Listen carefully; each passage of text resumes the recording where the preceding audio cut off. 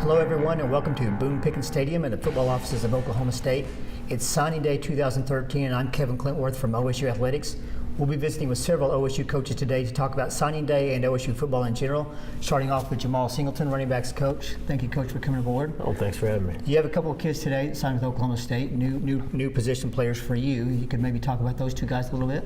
You know, very, very excited about the two young men we got that's going to be coming to join our program. We've got Corian Webster from Atlanta, Texas, and then also Rennie Childs from Houston, Texas, and just really excited about what both of them can bring to the table for our program. Are they different type backs? Are they similar? Or are they? You know, again, they've got some similarities, but like most backs, there's some things that they do differently. You know, I think Corian is a really good receiver out of the backfield. He's got a chance to really help us in the passing game. And then you look at, you know, Rennie Childs is a mix of both. He's got some decent speed and some really good power. And you look at some of the clips from his highlight tape, you can see him running guys over and then also outrunning guys. So really looking forward to these two to join us. Now with these two additions, you actually have a pretty interesting depth chart that goes really at least 5 players deep, and they're all kind of a little bit different.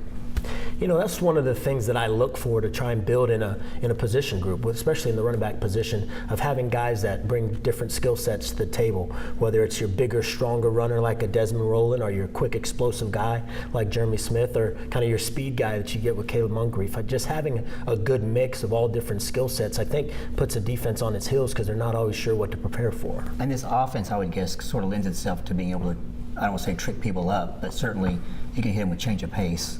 Definitely. I mean, definitely. The offense that we run is, you know, it's wide open. It's a full throttle offense that we get to go pretty fast and get a lot of plays in. So there's definitely room for different skill sets to really make an impact in this offense. Now, Coach, you're not exactly an old coach, but yet you've now several years as a full-time guy. Talk a little bit. You came here from Air Force, your alma mater. Talk a little bit about the difference maybe between recruiting to a Big 12 school and recruiting to really any of the academies. Well, I can tell you one of the main differences is I don't have to tell a young man that he's got a 5-year service commitment after he graduates. So I can tell you that makes a huge difference in the recruiting game. But it is different.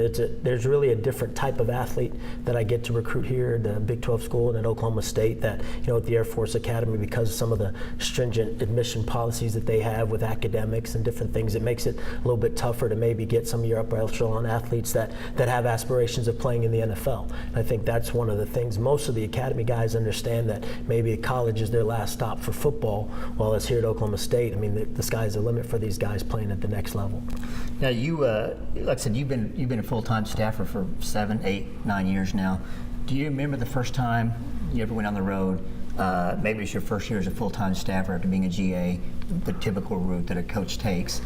You're going into someone's living room for the first time with mom and dad, and what that was like. You know, it's really kind of it was a different path for me. I was still active duty in the Air Force on my first home visit.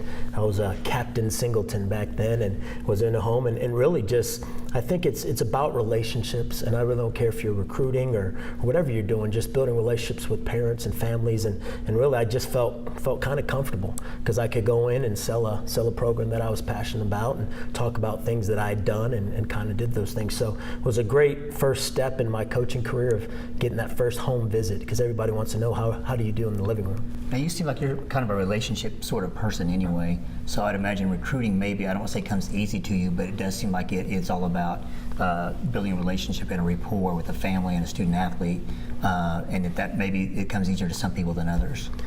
I enjoy it. Yeah. I think that's probably the biggest thing, is that, you know, really recruiting is sales. And I think when you're passionate about something that you're selling, it makes things easier. You know, I'm passionate about Oklahoma State, passionate about this football program, and I think it comes through when I'm basically selling to a young man and his family that this place is a place for him. So maybe it's easy, maybe it does come easy, but again, it's based on the fact that I love what I do. Coach, Right, I appreciate it. Jemal Singleton, running back coach, Oklahoma State.